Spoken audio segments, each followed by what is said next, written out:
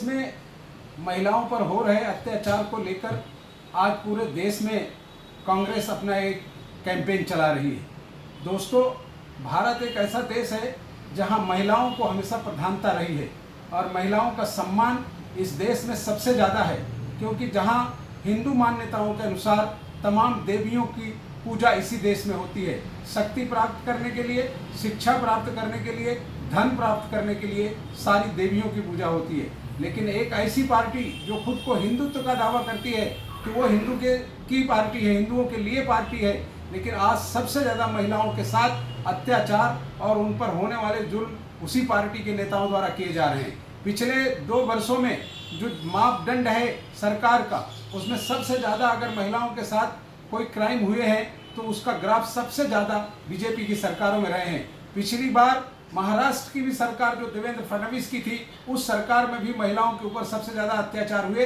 पूरे देश ने इस बात को देखा और सबसे अफसोसनाक बात यह है कि जो जनप्रतिनिधि हैं बीजेपी के, चाहे वो सांसद हों चाहे वो आमदार हों, इस तरह की कृत्य में, इस तरह की घटनाओं में सबसे ज़्यादा शामिल हैं। सेंगर का मामला हो, चिन्मयानंद का मामला हो, दूसरे इनके सांसदों का मामला हो, ये पूरा देश देख चुका है। आज जिस तरह की घटना उत्तर प्रदेश में हुई, जिसकी वजह से एक वाल्मीकि समाज की बच्ची के साथ जो अन्याय हुआ, न सिर्फ हिंदुस्तान बल्कि दुनिया भर में इसकी गूंज हुई और आज उस घटना को लेकर देश भर में लोगों के अंदर गुस्सा है। लेकिन उसके बावजूद भी इस पार्टी के नेताओं को शर्म नहीं आती कि बजाय अपराधियों को सजा दिलाने के आज वो अपराधियों के साथ खड़े हैं। इसी तरह से कठुआ के केस में भी वो अपराधियों के साथ खड़े रहे, सेंगर के मामले में भी अपराधियों के साथ खड़े रहे और जिसके साथ अपराध हुआ उसके परिवार को जलाया, उसके परिवार को मारा, गाड़ी उससे एक्सीडेंट किया। तो इससे ये लगता है कि ये पार्टी न सिर्फ महिलाओं का अपमान करती है बल्कि देश की महिलाओं को वो न्याय भी नहीं देना चाहती।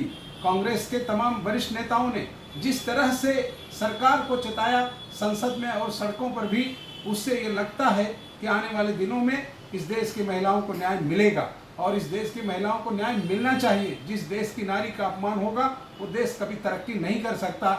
इसलिए मैं कांग्रेस के इस कैंपेन में पूरी ताकत के साथ महिला सशक्तिकरण के वर्ष में और महिलाओं के लिए हम खड़े रहेंगे। धन्यवाद।